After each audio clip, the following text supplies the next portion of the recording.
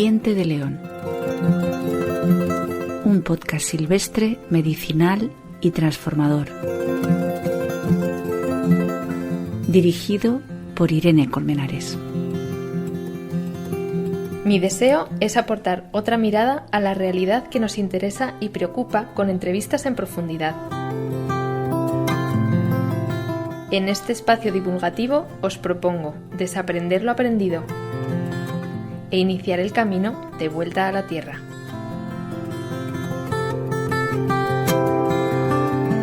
Diente de león. Un podcast que vuela hacia ti. Silvestre, medicinal y transformador.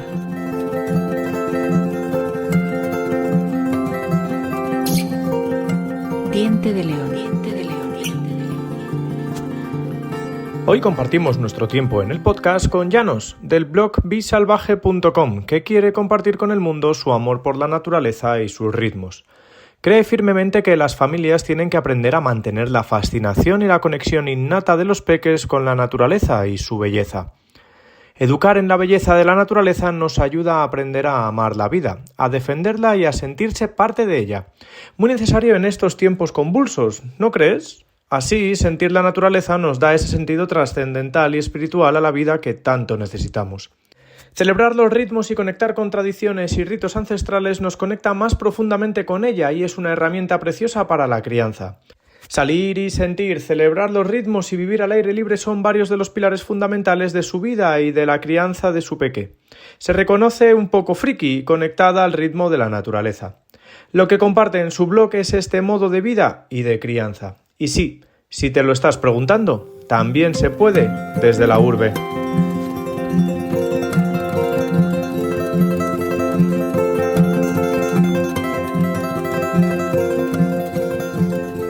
Hola Llanos, muchísimas gracias por estar aquí, bienvenida al podcast. Estoy muy contenta porque tenía muchas ganas desde hace mucho de tener una charla contigo, me parece muy interesante tu proyecto, la verdad. Muchas gracias, Irene, yo también cuando me lo ofreciste, además siempre, pues ya llevamos tiempo siguiéndonos en redes, ¿no? Y bueno, ha habido algunos intentos de colaboraciones. Casi un poco para completar. Bueno, ya por fin sale algo, muy bien, muchas gracias, muy contenta de estar por aquí. Bueno, vamos a hablar de muchas cosas, yo creo que irán surgiendo así temas, pero bueno, para empezar y ponernos en contexto, me gustaría preguntarte cómo llegaste a darte cuenta, ¿no? Que a lo mejor ya para nosotras es como muy evidente, ¿no? Que el contacto con la naturaleza es realmente importante, mucho más allá de hacer de dominguero, ¿no? Entre comillas, de ir a darte un paseo, realmente estar en contacto casi a diario, todo lo que uno pueda, en contacto con la naturaleza real, no ir al parque, que está bien, pero no sé, o sea, como realmente esa conexión. Sí, bueno, yo vengo de familia de pueblo, sobre todo mi madre es de pueblo, pues su familia eran campesinos, ¿no? Gente que trabajaba la tierra. Entonces, bueno, pues de pequeña, aunque mi madre se fue a Madrid, yo siempre fui al pueblo, ¿no? Entonces, bueno, pues tuve ese contacto con los animales que se tenían, las cabras, los procesos de producción de la comida, ¿no? De manera tradicional. Y luego, fue a los 11 años, mi abuela ya se había muerto, íbamos menos al pueblo y mi madre me apuntó a los Scouts. Entonces, pues fue un antes y un después porque, le dio muchísimo sentido a mi adolescencia. Imagínate, estuve desde los 11 hasta los 18, creo, 17 o 18. Entonces, pues bueno, le dio muchísimo sentido a mi adolescencia, sobre todo mis años de tropera. Bueno, suena siempre un poco ahí militar, pero mi grupo scout era lo más alejado del rollo militar. En realidad eran 4 hippies que les gustaba salir al monte y nos metían unos pateos por la Sierra de Madrid. Nieve, lluvia, lo que fuera, ¿no? Entonces, cosas que ahora mismo serían totalmente impensables que le hiciesen a los chavales. Dormíamos en tienda de campaña en frío, pasábamos todas las Semanas Santas, fines de semana de invierno, enero, febrero, daba igual, campamentos de verano que eran muy intensos, ¿no? de 15 días en un pinar y construíamos todo, ¿no? Los scouts han cambiado bastante, si hay gente que me está escuchando que han cambiado bastante antes, y ya te digo, en mi grupo era todo como muy relajado, bueno, no de relajado, pero en el sentido que no era militar y era pues muy hippie en ese sentido, ¿no? Irse al monte y estar ahí. Entonces, bueno, pues de ahí pues luego lo dejé, ¿no? Pues un poco lo que veníamos hablando antes. Llega un momento que te vuelves más de ciudad, ¿no? Que no tienes unas necesidades, trabajé y tal, pues estudiar, trabajar, etcétera. Y luego ya sí, cuando fue ya a partir de los 30 y pico que volví un poco más a salir más al monte, y fue sobre todo a partir de mi maternidad cuando yo dije, bueno, yo he tenido eso y yo necesito compartir con mi hijo esta parte porque es súper importante, y de hecho lo veía cada vez que salíamos incluso a parques más forestales, ¿no? Como les llama todo, porque la naturaleza es muy sensorial, es muy visual, es muy táctil, ¿no? Entonces, y luego hay mucho descubrimiento, entonces veía esa parte, y de ahí comencé un grupo de juego. Era un grupo de juego comunitario que lo hacíamos en un parque forestal. Bueno, era un parque en ciudad, pero estaba bastante naturalizado, ¿no? Había bastantes árboles y sobre todo había muchos bichos. Era la línea de la Concepción, que está en el estrecho de Gibraltar, y es una zona muy bestia de naturaleza. La tienen también muy industrializada, ¿no? Muy antropotizada, no me sale la palabra. Bueno, eso, que hay muchas ciudades, pero también hay mucha naturaleza. Es un punto de migración para muchos animales y bueno. Entonces fue como súper bonito. Además ahí conocí a un grupo de ornitólogos que también nos hacían salir por allí a descubrir bichos, y fue muy bonito. Y el grupo de juego fueron 5 años, un grupo de juego comunitario. Cobrábamos 1 euro al principio, luego 2 euros cada vez que venía la gente, y poníamos las cosas para jugar. Era más un grupo, los niños jugaban y las madres pues hacíamos como grupo de crianza, sentadas en el suelo, ¿no? Bueno, bastante informal. Había días que surgía el grupo de crianza y había días que no. Pero bueno, en general yo fomentaba también esa parte, ¿no? De que las familias comentásemos, hablásemos, hiciésemos comunidad, ¿no? Y qué más, y de ahí pues ahí empecé a descubrir la rueda del año y las celebraciones. Ya de joven sí me gustaba mucho el tema, siempre decía, no, porque el solsticio de verano, la Navidad es el solsticio de invierno, me acuerdo de decirlo, ¿no? Entonces, pero bueno, ya fui descubriendo las celebraciones paganas y sobre todo la relación que tienen todas las celebraciones de la liturgia cristiana que celebramos ahora mismo, tienen una relación con los ciclos de la naturaleza. Entonces, bueno, pues de ahí ya fui descubriendo, fuimos celebrando una parte, porque creo que si queremos realmente volver a tener una admiración innata, un amor profundo por la naturaleza, no lo podemos hacer desde el miedo a, uy, nos estamos cargando la naturaleza, uy, lo que nos va a pasar. Tenemos que hacerlo genuinamente desde una admiración por toda su riqueza, por toda su maravilla, ¿no? Entonces, y por ese un poco milagro, por ese milagro que es la vida, ¿no? Entonces, pues eso un poco intento, eso es un poco la raíz, ¿no? De las celebraciones paganas, ¿no? Esos pequeños cambios, ir celebrando los cambios de la naturaleza sino por el amor a la naturaleza, ¿no? Entonces sí que creo que es importante compartir esto, ¿no? Y creo que desde ahí fomentamos un amor más innato, ¿no? Más verdadero. Bueno, esta es mi idea, así que, pero bueno, como siempre, pues una sueña.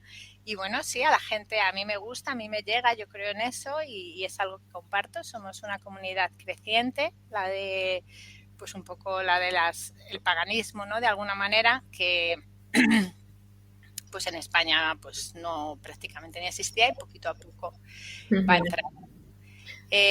Sin ninguna falta de respeto a otras religiones, a otras creencias, en realidad está ahí, es algo muy tangible, es algo que podemos tocar, entonces es algo que me parece bastante interesante para descubrir. Y desde Waldorf, tú que dices que te has educado desde ahí, se trabaja mucho esa parte, ¿no? Dentro de la parte espiritual, Sí. el contacto con la naturaleza, Bueno, ¿no? y que es algo que no es un tema de falta de respeto a nadie, es que es la naturaleza que te está poniendo delante tal circunstancia, y entonces no es como, no, mira, es que de repente esta religión, no, es que me lo está poniendo súper presente y yo simplemente estoy atendiendo eso que me dice. Es algo muy tangible. Antes de meternos a saco con la rueda, es que has dicho una cosa que me ha parecido curiosa. Lo de la naturaleza es muy sensorial y muy táctil. Y entonces me he acordado, ¿no?, de esto de vamos a apuntar a los bebés a clase D para que toquen, o le vamos a comprar una alfombra súper sensorial. Y entonces es como, no, es que eso te aleja todavía más, porque además si un material es plástico, no sé qué, ya como que es que encima no tiene nada que ver, saca al niño al jardín, ¿no?, que toque palos, que pise hierbas, que algunas pinchan un poquito, que no sé qué. Entonces, de repente es como que es que no hay una forma de trasladar lo de fuera a adentro, que lo que tenemos que hacer es salirnos fuera.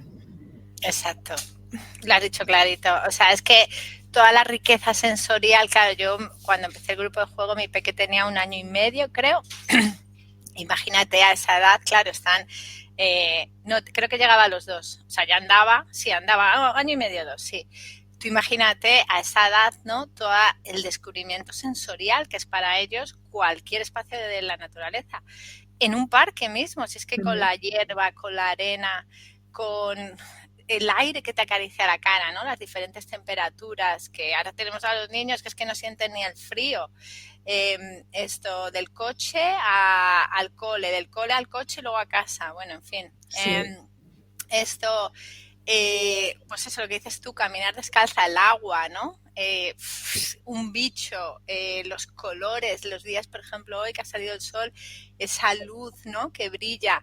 Y luego también ahora se habla mucho de los enfoques, ¿no?, de la importancia de enfocar lejos, cerca, que tenemos, solamente lo puedes hacer al aire libre, ¿no?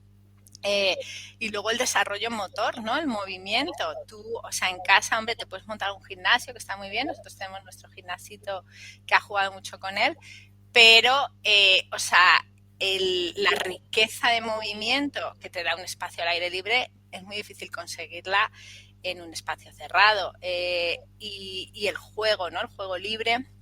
Yo siempre digo, ¿no?, y esto es últimamente, ¿no?, tenemos un pinar un poquito más arriba y yo pues suelo ir a pasear a la perra, paseo a la perra, los días que paseo a la perra yo me doy mi caminatilla, pues lo que sea, pum, pum, pum, camino. Y a veces le digo al peque, vente conmigo, venga, y echamos un bote-bote o un escondite en los pinos. Son pinos bajos, aquí crecen poco porque llueve poco.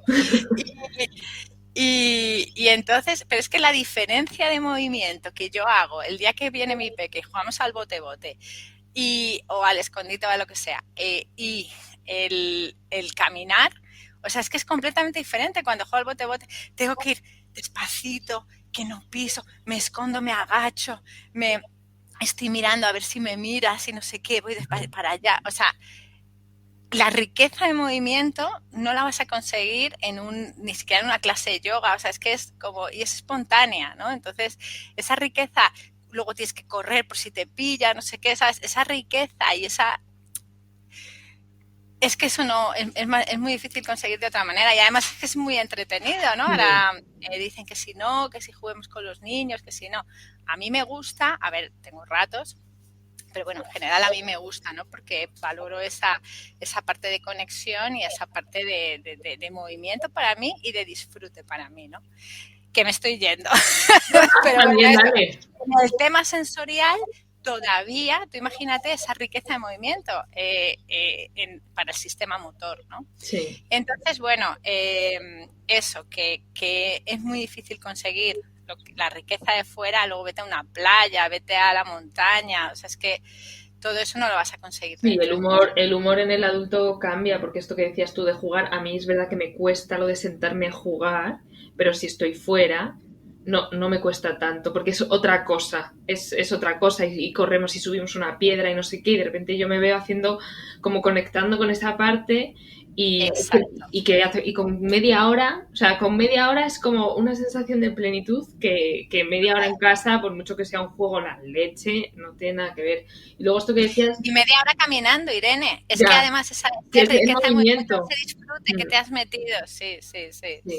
Y lo de cuidar la naturaleza, me leí hace no mucho el libro este de Los últimos niños en el bosque, supongo que sabes cuál es. Que bueno, me costó un poco porque es muy como todo de un estudio dice y yo, ya, vale. Pero esta cosa de, claro, como que miro a la naturaleza como si no formase parte de mí y la cuido tanto que no la toco. Y le pongo vallas para no tocarla y no interferir en... Es que a ver si le va a pasar algo y es como... Es que entonces, si no la tocas, no la conoces, si no la conoces, la tienes miedo, y si la tienes miedo, no la cuidas. En realidad la vas a acabar destruyendo, ¿no? Entonces, esto de deja a tu hijo que le dé con un palo a lo mejor a un bichito, que pruebe a ver el bichito, no digo que le apale, sino que toque así, o que coja una hoja, ¿no? No cortes las hojas, no.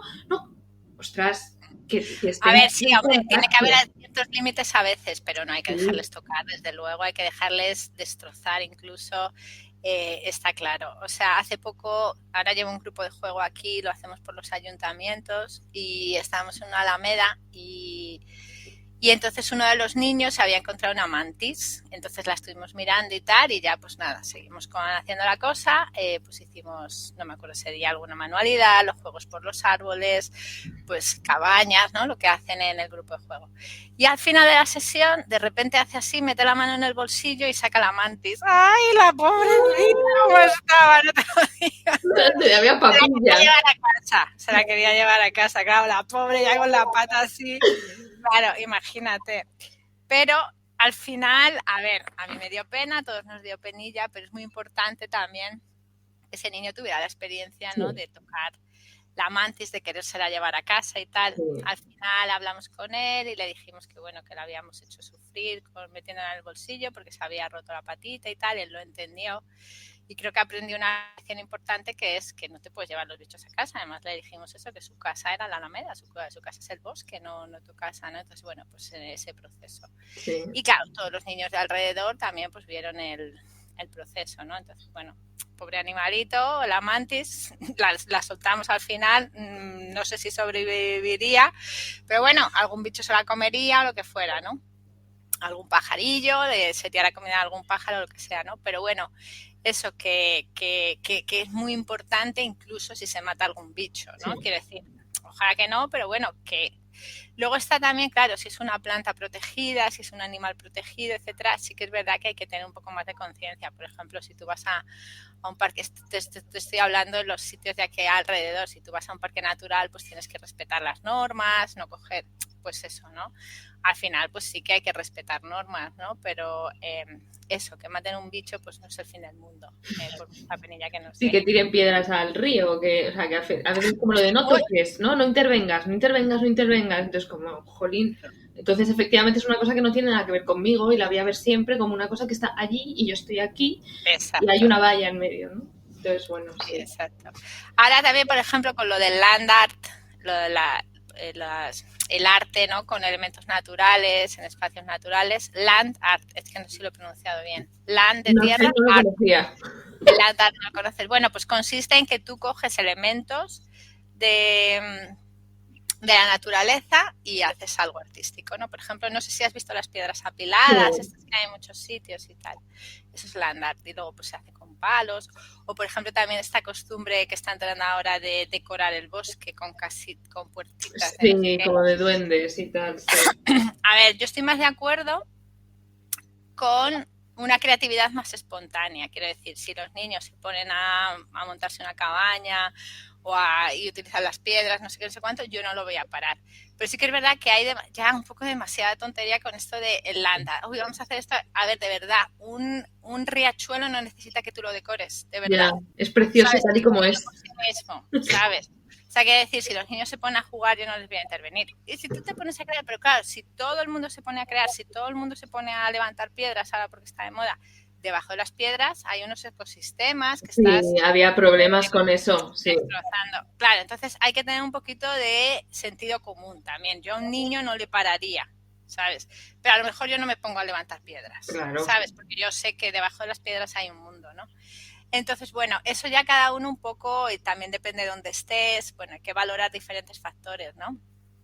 Pero eso también, y bueno, las casitas que se han puesto de moda ahora en los bosques, ¿no? Las puertecitas y tal, pues está muy bien, me parece genial y además es una manera de que la gente, pero yo he visto unas burradas de plástico y tal, que se van a quedar ahí, qué manera de recogerlas, ¿sabes? Entonces dices, por favor, es que claro, tú tienes una idea bonita, que es hacer una puertecita con unos palos, no sé qué, para que el duendecillo viva ahí, es muy bonito, en el huequito del árbol, no sé qué, y la gente lo toma, se lleva allí. La casa de la Nancy y la pone con unas hojas, ¿no? He visto cosas de Playmobil y decías, pero o sea, no me lo puedo creer. Y luego, pues, creaciones con elementos que eran plásticos que se van a quedar ahí, ¿no? Entonces dices, bueno, de verdad es necesario, ¿no? Suficiente mierda Claro, tiene se ya el saca un bosque poco como de- para encima meterle más.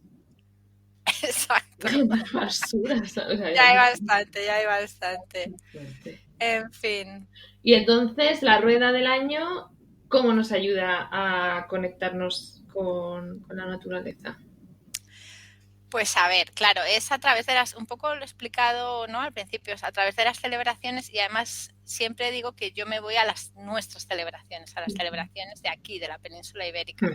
Y aquí en la península ibérica encontramos muchísimas referencias paganas y de celebración. Cuando digo pagana me refiero a la celebración de la naturaleza, ¿vale? Voy a hablar un poco sin el paganismo, ¿vale? Entonces, encontramos muchísimas referencias a la celebración que es la celebración del evento natural, que es ese cambio, ¿no? Estacional en la naturaleza, ¿no? Entonces, bueno, pues por ejemplo, en la Navidad se celebraría el nacimiento a partir del solsticio de invierno, que es del 21 al 24.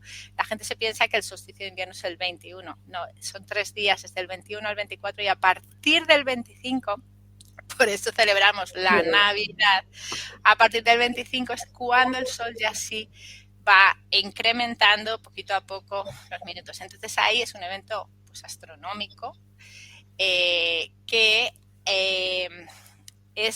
siempre se ha interpretado como el nacimiento del sol. Nacimiento, aquí sería el nacimiento del bebé sol, porque todavía es muy chiquitito, es un pequeño cambio, perdón, Nada. pero muy chiquitito, ¿no? Entonces sería en las religiones paganas, pues sería como normalmente son dioses solares, Jesucristo también es un dios solar, que nace ese día, ¿no?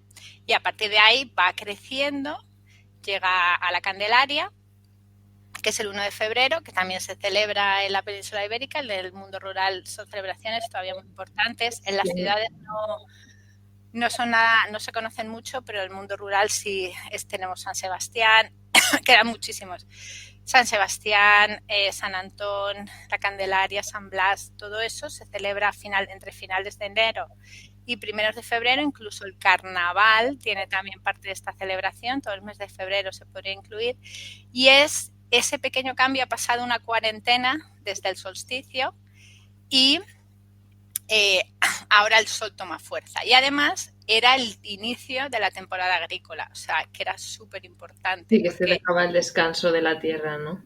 Exacto, estos ritos eran propiciatorios para una buena cosecha, ¿no? Entonces, por ejemplo, se hacen fogatas, aquí en mi pueblo se hacen fogatas, bueno, toda la zona de por aquí se hacen fogatas para cualquiera de esos santos. En muchos pueblos se hacen fogatas que eran para el despertar de la tierra. En algunos sitios se apalea incluso la tierra con palos para que se despierte, para calentar, para despertarse, ¿no? Entonces, bueno, esa es la idea. Y luego también hay en esas celebraciones hay mucho de adivinación de cuándo terminará la primavera.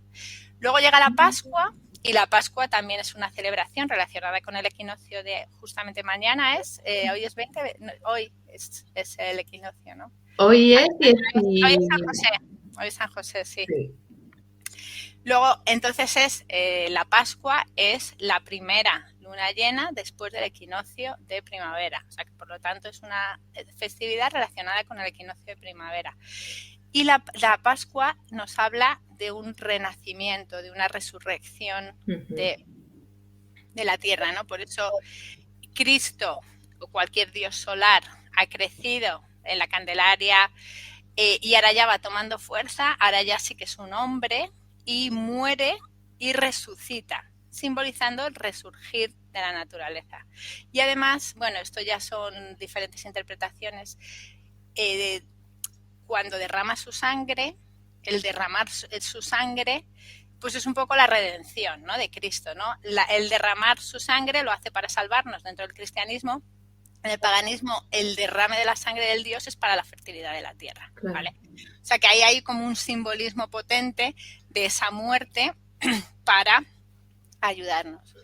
Luego llegan los mayos, que es el 1 de mayo, que también tiene mucha fuerza en el mundo rural. En el sur pues están las cruces, en Galicia están los mayos, o sea, y es como la celebración de las flores, ¿no?, y de la fertilidad y de la sexualidad. Ahí hay como un despertar muy sexual. Y bueno, ya se sabe, ¿no?, la primavera, la sangre altera, todo esto, los novietes que siempre nos echábamos, sobre todo en la adolescencia, había como mucha más tendencia a echarse noviete en la primavera, ¿sí o no? Bueno, eso, entonces pues esa energía sexual, que además ese hombre ese dios solar es un ente muy potente, ¿no?, sexualmente.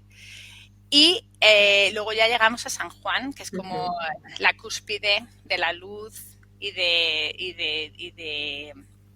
sol, ¿no?, de esa persona.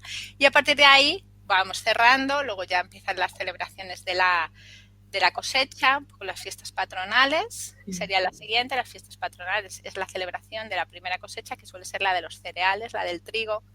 Esto se ha perdido muchísimo, quizás es la que más se ha perdido, la de las fiestas patronales, pero tenían que ver con la trilla y con la cosecha del trigo.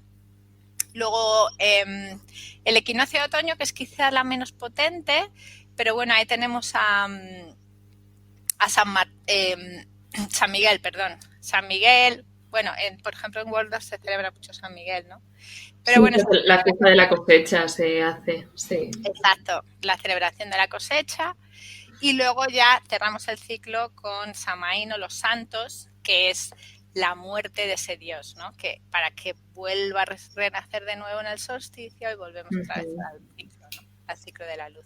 A todo esto en la concepción pagana está el dios solar y la diosa, que es la tierra. Entonces, en esa unión de los dos es donde nace la fertilidad.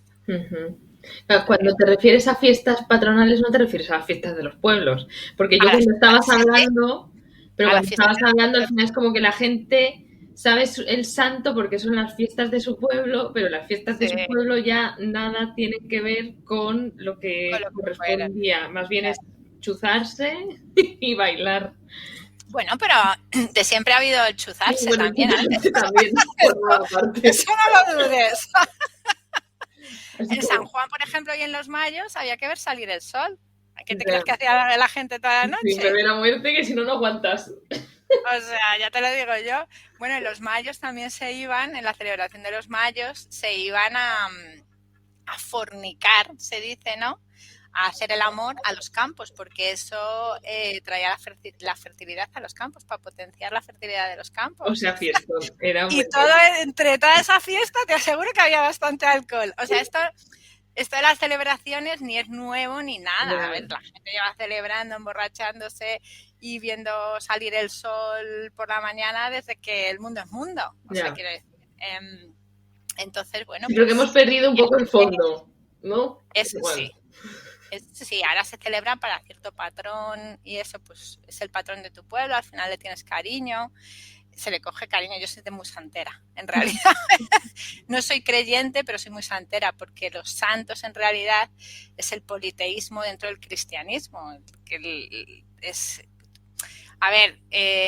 politeísmo es muy, muy nuestro, o sea, quiero decir, la mayoría, muy del ser humano me refiero, o sea, la mayoría de las culturas son politeístas, porque bueno, tiene sentido, un dios para esto, un dios para esto, un dios para esto, unos más importantes, otros menos, y fue la manera del cristianismo de transformar ese politeísmo que no sabían dónde meter. Entonces, bueno, pues ahí es otra raíz pagana también o ancestral, ¿no? Fue una manera del cristianismo, hombre, se adaptó muy bien a ir transformando todas las costumbres y todo lo que no podía eliminar lo fue transformando y metiendo dentro del saco como podía. Entonces, gracias a eso nos llega mucho, ¿eh? O sea que... Sí, al final estás conformado también un poco por eso, ¿no? Que está bien. Pues esa es la rueda, ¿no? Entonces la idea es un poco, dentro de celebrarla en familia, ¿no? Es muy bonito porque, bueno, vas haciendo... por ejemplo, los libritos que yo tengo de la rueda... pues viene pues un cuento estacional, relacionado, ¿no?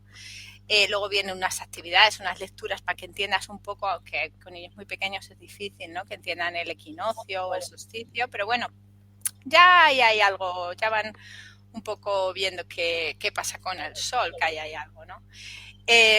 Y luego pues recetas, manualidades, juegos, decoraciones, ¿no? Entonces pues un poco así y para que vayan, pues eso, teniendo esa esencia, ¿no? De los cambios de la naturaleza y cómo vamos celebrando pasito a pasito cada pequeño cambio, ¿no? Que eso, por ejemplo, en Waldorf pues se le da mucho valor, ¿no? Sí. Y dentro de, pues también, en mi opinión, una educación basada en la naturaleza tiene que darle mucho valor a estos cambios, ¿no? No solamente que está muy bien, el salir al aire libre, por supuesto, si de eso no somos nada, el descubrir, el bichear, todo eso está genial, pero también ir notando cada pequeño pasito y también celebrándolo, es muy importante, son cambios que nos afectan mucho en nuestra vida y que marcamos, ¿no? A lo largo del año. Y que además, si no tuviésemos un calendario, sería a lo mejor la manera, ¿no?, de saber en qué momento estamos. Totalmente, claro, sí. Es verdad que hay tiempos cambiantes y ahora cualquiera diría, con la niebla que tengo yo aquí ahora mismo, que estamos casi en primavera, ¿no? Pero la Tierra te va diciendo, entonces sería como, ¿no? Yo lo pienso y digo, hay una cosa muy bonita. Diría, totalmente, sí. Estoy entrando en la primavera, porque mira estas flores, porque mira no sé qué. Bueno, en el calendario rural tradicional, de hecho, siempre se habla de las celebraciones. No sé si has oído toda la gente de pueblo que te dicen, no, después de los santos, no, antes de Navidad, o para la Candelaria, o para San Blas, llegan no sé qué, no sé cuánto. Entonces, para San Juan, para tal, si tú hablas con gente mayor de los pueblos, ellos no te dicen el mes de febrero. Ahora ya va cambiando, pero no te dicen el mes de febrero, te dicen para San Blas, No te dicen el mes de noviembre, te dicen, no, la matanza se hacía después de los santos. Claro. Esto se hacía, o sea, y esto me lo ha dicho a mí mi madre, porque yo le he preguntado literalmente, ¿cuándo hacías la matanza en el pueblo, mamá? Pues sí, ¿no? Después de los santos se hacía, pasados los santos ya empezabas a preparar. Es que estamos hablando de que no es el 1 de noviembre, son los santos. Sí. Porque es ese momento que marca ese punto, que es un punto de inflexión en la luz, etcétera, y que después tienes unas labores que hacer. Después de San Blas había otras ciertas labores que hacer. Es que en nuestro mundo es diferente porque nosotros hacemos lo mismo de septiembre a junio, julio, y solamente en agosto hacemos algo diferente. Yeah. Prácticamente. Sí, hacemos lo mismo de lunes a viernes y luego el fin de semana tal, pero yo me imagino que este tipo de trabajos, pues si te llevaban 4 días, te llevaban 8 y que te da lo mismo empezar un miércoles que un domingo, porque al final era como un poco el trabajo que toca hacer ahora, ¿no? Claro, hombre, sí se tenían en cuenta, en el mundo rural se tenían en cuenta el descanso de los domingos. Ah, bueno, claro. Teniendo animales no había descanso, obviamente, porque los animales no entienden de domingos. Pero sí que es verdad que, por ejemplo, a no ser en momentos de, por ejemplo, de la trilla o momentos de mucho trabajo en verano, los domingos se descansaba. Bueno, y de hecho en invierno se descansaba muchísimo. En invierno era... Eso he oído que era un tema de qué vagos son esta gente que en invierno no hacen nada. O sea, como que en algún punto, no sé si a los señores feudales o no sé a quién, era como esta gente está todo el día celebrando y luego se tira 2 meses o 1 mes y pico tocándose las narices. Y es como, bueno, es que la tierra está descansando, pues yo es el momento que tengo a lo mejor para hacerme un jersey con la lana de las ovejas, pero no es que esté yo vagueando. No se llegaba a descansar de todo en el sentido de que, bueno, pues había que coser, había que preparar, por ejemplo, aquí se trabajaba mucho el esparto, los inviernos, pues eso, lo que dices tú, un jersey, la lana, coser las mujeres, ¿no? Había que, pues eso, y luego se preparaban, se cocinaba, o sea que siempre había trabajo, ¿no? Pero claro, lo gordo empezaba a partir de San Blas, o sea, de la Candelaria. Que era ya la preparación de la tierra. A lo mejor en invierno se iban preparando los caminos y se estropeaban. Pero claro, hay que pensar también que los días eran muy cortos. Bueno, igual que ahora, los días eran igual. Lo que pasa que, claro, si tú solamente puedes trabajar en el tiempo que tienes, claro, entonces pues al final se te acorta la jornada, y que es verdad que en el campo hay menos que hacer en invierno que en verano, ¿no? Entonces esto era así, esto es así, era el tiempo de descanso. ¿Qué pasa? Que llegaba la época llega la época de la primavera, estamos reventadas, o sea, estamos deseando que lleguen los días de Semana Santa porque estamos reventadas, estamos deseando que llegue el verano porque estamos reventadas, ¿no? De esto, pues no, antes era al contrario, ellos estaban deseando que llegasen los santos, terminar la matanza, y entonces era la celebración de la Navidad y el descanso invernal, sobre todo en el mes de enero, pues era tiempo muy oscuro y se descansaba mucho en casa. Que tiene mucho que ver con lo que te ofrece el otoño y el invierno, que es meterse hacia adentro, ¿no? Y no estar... Totalmente. Que es todo lo contrario de lo que yo siento que nos ofrece ahora mismo la Navidad, que es, por favor, sal, por favor, no hay luz, ponlas tú, ¿no? Inunda el mundo de lucecitas, estate todo el día comprando, sal hacia afuera, reúnete con un montón de gente, ¿no? Y yo creo que nos cuesta mucho las personas que intentamos ponerle conciencia, porque seguro que le cuesta a todo el mundo, pero hay gente que no se da cuenta, ¿no? No sé, es que el cuerpo me pide hacia adentro y tú me estás exigiendo una presencia y una socialización. Joder, dámelo en julio montamos un fiestón, ¿sabes? Pero ahora mismo no me apetece. En este hemisferio, que igual en el otro, pues como es verano, pues les da igual, ¿no? Pero aquí sí, como quiero estar hacia adentro, y una necesidad de tener que estar todo el rato así en expansivo, que es agotador. Quedar, no sé qué, no sé cuánto, sí, totalmente. Bueno, sí, la Navidad era una celebración muy familiar, muy en casa, etcétera. Y claro, ten en cuenta que eran pueblos pequeños, entonces, bueno, sí que había celebración de la Navidad, y era una celebración muy importante, pero no lo que es ahora, semanas antes de quedar con no sé quién, de fiesta de no sé qué, de fiesta de no sé cuánto, no, a ver, no. Entonces, sí, esa parte es un poco absurda. Y luego descansamos en verano, que es cuando más el cuerpo más energía tiene. Sí. En realidad, no la pasamos tiradas en la playa. Bueno, bien, no sé, es que es un mundo un poco loco. En realidad sí que es verdad que en España, por ejemplo, hace muchísimo calor y los ratos del mediodía no se puede trabajar, no se podría trabajar, ¿no? Pero sí que es verdad que en verano es cuando más energía física sentimos. O sea, que es un mundo... al revés, sí. Totalmente. Y tú sientes que hay gente que te llega un poco por esto, ¿no? Que de repente aparecen te compran los libritos, aparecen en tu web, te empiezan por esta cosa de, oye, a mí me da la sensación de que esto está al revés, o también un poco por rechazo a esta forma de convertir las fiestas, que al final es todo básicamente consumir. Ya. Sí, claro, me llegan, por ejemplo, mucha gente, pues eso, el descubrir, ¿no? Que la Navidad, pues es como darle un sentido, porque lo que ha ocurrido, por ejemplo, en Navidad se siente mucho también, ¿no? Pues estamos en una sociedad que pues ha perdido mucho de los valores cristianos. A mí, por ejemplo, a mi madre sí que era... la educaron dentro de un catolicismo, pero luego ella a mí no me trasladó. Me acuerdo de rezar de pequeña al Niño Jesús, y me decía el Niño Jesús, ¿sí? Y yo le tenía mucho cariño al Niño Jesús, pero yo luego no he conseguido tener fe. Uh-huh. Entonces, sin la fe llegamos, pues eso, sin la fe, pues todo el cristianismo pues no te llega. Entonces, ¿qué pasa? Que te ves celebrando unas celebraciones que no sientes, y de repente, pues si ves que ese bebé, ese niño Jesús, no es el niño Jesús, sino que es un niño sol, un bebé sol, ¿no? Entonces, como que tiene más sentido. Para mí fue todo un descubrimiento, ¿no? El decir, pues ahora estoy celebrando la naturaleza, ahora sí celebro desde dentro, porque esto sí tiene significado para mí, esto es una cosa que yo puedo ver, que yo puedo tocar, bueno, tocar no, pero bueno, ver, sí, palpar, y que además es un regalo de los ciclos, el regalo de los ciclos y de la naturaleza, ¿no? Entonces, pues para mí tuvo sentido. Y sí que me llama mucha gente que me ha dicho, Llanos, de verdad, o sea, esto de repente le ha dado sentido, ¿no? Sobre todo ocurre mucho con las celebraciones del invierno. Quizás, bueno, sí, la del verano es que San Juan por sí mismo ya es súper pagano, porque Sí. es que lo celebramos totalmente pagano, ¿no? Entonces, bueno, que sí, en ese sentido me llega mucha gente desde ahí y es que es como darle un sentido a unas celebraciones que no estamos sintiendo. Por ejemplo, la Pascua ahora. Yo no siento esa muerte de Jesús, no, pero en cambio sí puedo sentir el resurgir o el revivir o el renacer de la naturaleza. En realidad se ve, o sea, se ve. Sí.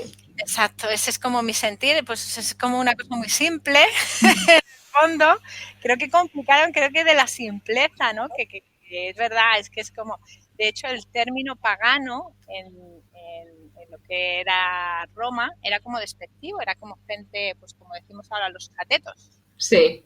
Un poco en ¿no? Porque era como gente muy humilde de las zonas rurales y nosotros somos los de ciudad y somos los que sabemos, somos los romanos, ¿no? Entonces los paganos eran esos que vivían ahí pobres de la tierra y eran incultos, ¿no?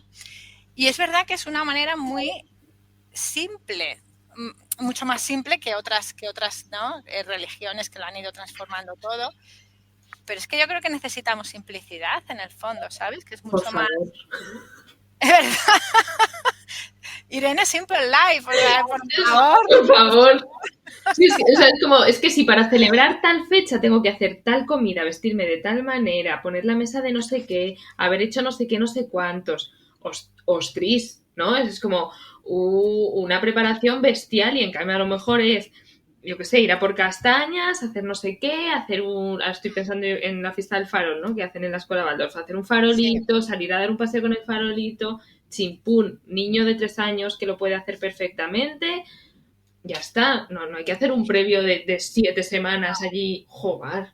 Y simplicidad conceptual también, ¿no? Ya me refiero a que hemos complicado demasiado todo, ¿no? Que pues ya el mundo es demasiado complicado de por sí.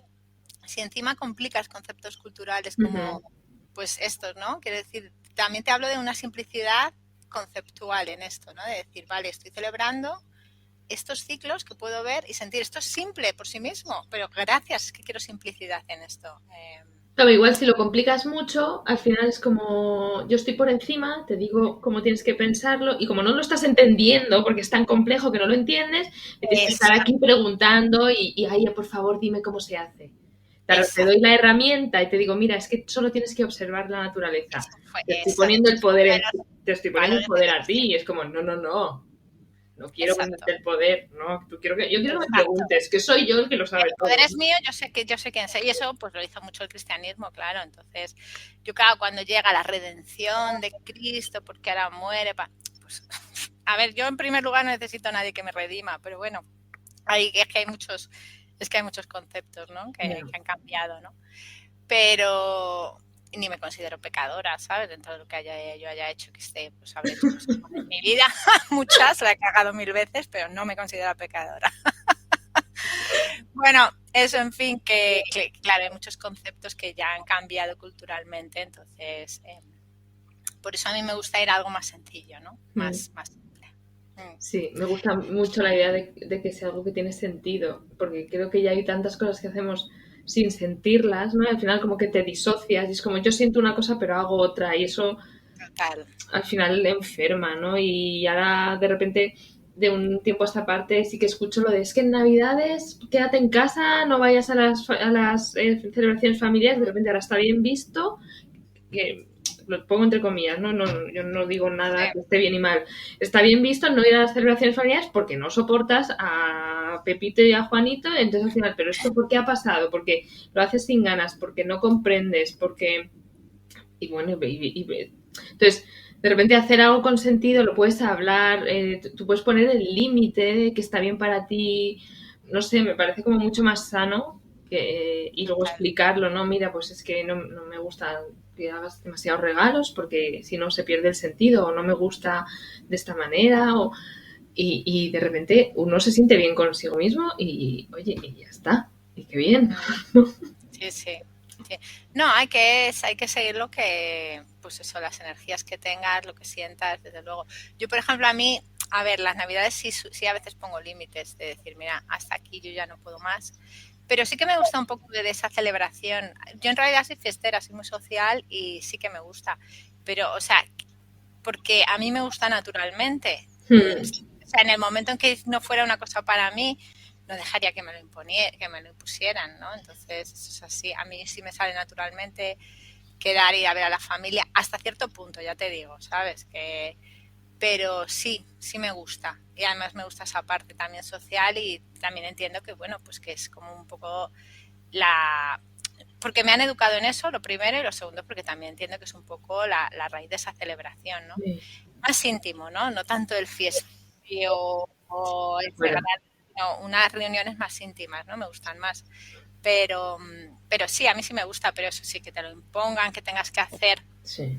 en los teatros del cole, no sé qué, eso Sí. ya cansa. Que yo hablo de la Navidad no por nada, sino porque siento que es de las que más se ha exagerado. Sí. O sea, empieza un mes y pico antes, el día cuando llega Navidad estás hasta el moño ya de los turrones. Sí, Dices, pero sí. entonces, que es como la más exagerada. Pero bueno, también yo lo veo con carnaval, porque al final como que el mundo globalizado ha escogido 4 fiestas, ¿no? Entonces es Halloween a muerte, Navidad, carnaval y Semana Santa, que sería Pascua, pero bueno, nos ponen de huevos de Pascua hasta las orejas. Entonces es como... Bueno, pero son muy bonitos una vez que entiendes el significado también de los huevos, de los conejos. Yo, por ejemplo, en el librito de Pascua sí que lo utilizo y me parece muy bonito, ¿no? Porque el huevo, pues es ese nacer de la vida, ¿no? Ese embrión, ¿no? Que simboliza mucho la primavera. Con el conejillo conecto menos, pero bueno. Sí, no tanto por el símbolo, todo, sino por el hecho de ahora ya entras en las tiendas y hay sección sí, principal, 2 toneladas de chocolate, ¿no? Es como... Claro, ya no puedes ir a la compra con los niños porque ya tienes berrinche asegurado porque quieren el huevo de chocolate. Entonces tú ya sientes un rechazo total por eso que es como, olvídame, o sea, olvídame total. Sí. Sí. Claro, cuando nos lo has metido así de manera comercial y sin saber muy bien de dónde viene, y también muchas veces eso, yo lo explico desde los libros, como el huevo es un símbolo ancestral y una vez que llegas a entender eso, pues de repente ves los huevos de otra manera. Y es verdad que los huevos de chocolate, pues al final dicen, mira, pero sí que es verdad que es una manera de traer ese símbolo, ¿no? Yo, por ejemplo, si lo utilizo, me gusta mucho hacer una... búsqueda del huevo, búsqueda del tesoro, ¿no? Entonces vas escondiendo pruebas y tal. De hecho, es uno de los juegos que viene en el librito de equinoccio, ¿no? Del equinoccio y de la Pascua. Y bueno, les encanta y al final les doy huevos de chocolate. Pero bueno, eso, un día como fiesta, como tal, Claro. está todo con los huevos de chocolate. O, por ejemplo, con los huevos verdaderos también se pueden decorar. Esto es muy bonito, es una decoración, eso se hace mucho también en Waldorf, ¿no? El vaciarlos y luego decorarlos. Hay diferentes técnicas muy sencillas que se pueden hacer con niños muy pequeños y les gusta mucho, ¿no? Entonces, pues, pero sobre todo también no solamente hacerlo por hacerlo, sino cuando lo hagas, entender por qué estamos ahora decorando huevos, ¿no? Entonces, un poco pues a través de un cuento o que se entienda, ¿no? Que el huevo es este símbolo del renacer, ¿no? De un embrión y es un símbolo de la primavera. Bueno, eso. Y sí que es verdad que cuando te lo meten así de manera comercial, sin tú saber el significado y sin saber de dónde viene, pues sí que suele tener un poco de rechazo. Pero yo es que siempre estoy como abrazándolo todo, un poco en mis libritos, y de hecho la gente me lo dice, Llanos, una cosa que me gusta de tus libritos es que no hay rechazo a nada, sino más bien el abrazo de entenderlo todo, de acogerlo todo, ¿no? Y sobre todo el respeto de también, ¿no? De ver de dónde vienen estas tradiciones y abrazarlas, claro, también, ¿no? Porque al final están ahí, quiero decir, que ganamos rechazándolas. Hombre, tú puedes decorar huevos de gallina o si no quieres que tus hijos se hinchen a huevos de chocolate, ¿sabes? También los hay de madera, o sea que bueno, que se puede hacer de otras maneras. Sí, al final eso que decíamos, los niños en este caso van a salir al mundo y van a tener... Entonces, pues mejor lo conocen, efectivamente, ¿no? Como que lo aceptas y luego tú ya lo vives de otra manera, pero no estás rechazando o separando, sí. No, para nada. O sea, de hecho, es una de las cosas que me dice la gente y es una de las cosas que yo la siento así, desde luego. O sea, es que no quiero rechazar nada de lo que ya de por sí tenemos de las celebraciones, porque es que además cada cosa tiene ya te digo que hasta los santos me gustan. O sea, todo lo que tenga que ver con las celebraciones, yo intento buscarle como esa parte de a ver de dónde viene, por qué está ahí, qué significado tiene, ¿no? Y muchas veces, casi siempre, te lleva a algo ancestral, algo de la naturaleza. Sí. Qué total. Vale, y ya como última pregunta, a ver si nos puedes contar cuál sería tu anhelo con este proyecto y por qué haces lo que haces, cómo quieres que sea el mundo y por esto haces lo que haces. Qué bonito. Gracias por preguntar esto, Irene. Pues, a ver, pues, hombre, al final siempre está el anhelo de que volvamos a sentir un amor verdadero y profundo por la naturaleza. No tanto desde el miedo, ¿no? Desde hay que respetar la naturaleza, hay que salvar la naturaleza. No necesita ser salvada, lo que necesita es ser respetada al final, ¿no?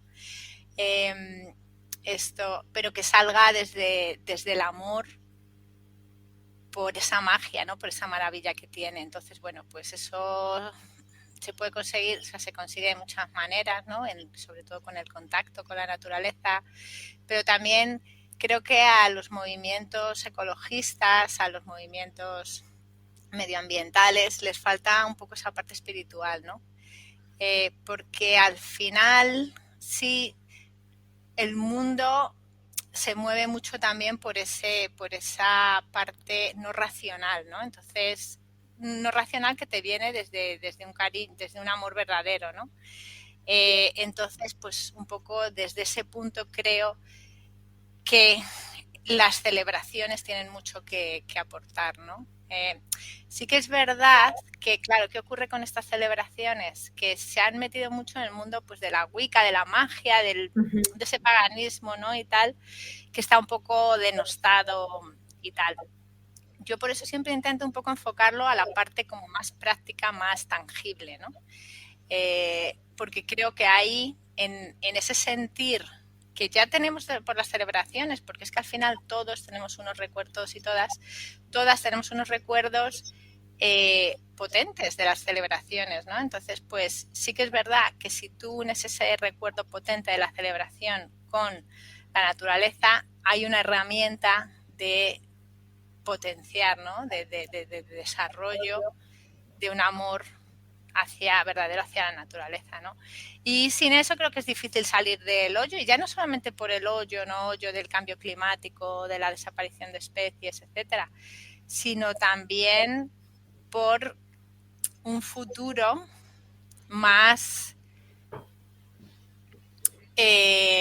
por un futuro para la humanidad como más sano, ¿no? Quiero decir, porque al final la vida en las ciudades pues nos ha traído un montón de problemas, ¿no? Entonces, pues volver más hacia la naturaleza, ¿no? A volver la vista, ¿no? Hacia la naturaleza también nos aporta salud. No hablan ahora de One Health, ¿no? De una salud que está ahí, ¿no? Entonces, bueno, pues un poco esto. No sé si he conseguido explicarlo del todo, pero sobre todo por potenciar un amor, sí, ese amor que nos llega desde las celebraciones y que transformarlo en amor a la naturaleza o sentirlo desde ahí, ¿no? Bueno. Sí, perfecto. Se ha entendido. Y claro, hombre, es un objetivo muy, muy difícil, soy consciente y que yo soy muy chiquitita, pero bueno, sí que es verdad que sé que es un movimiento creciente, es un movimiento que está tomando fuerza, así que eso es importante. Somos muchas, sí. Somos muchas personas, sí. Al final vamos a empezar a hablar en femenino genérico. Personas, ¿verdad? Sí, pues nada, muchísimas gracias. Pondré el enlace a los libritos que tienes, a tu web, que es muy bonita de ver. Y nada, mil gracias de nuevo por esta charlita, me ha encantado y espero que nos veamos otra vez. Pues muchísimas gracias, Irene, por ofrecer este espacio, por tu proyecto también y sobre todo, pues por abrir esta ventana, ¿no? a diferentes maneras, ¿no? de vivir y de tener una vida más conectada a la naturaleza. Y ya no solamente en la conexión, sino en el uso. Me gusta mucho tu parte práctica, ¿no? Así que enhorabuena por el proyecto, enhorabuena por el podcast y nada, muchísimas gracias, que siempre te gusta que te escuchen mis pedras, ¿no? Como digo yo en la cabeza. Está muy bien tener un espacio y decir, pues aquí me voy a enrollar. Está muy bien, sí. Hombre, siempre está bien, siempre nos gusta a todas que nos escuchen. Sí. Así que muchas gracias por la escucha y por el espacio. Gracias a ti. Diente de león. Un podcast silvestre, medicinal y transformador. Dirigido por Irene Colmenares.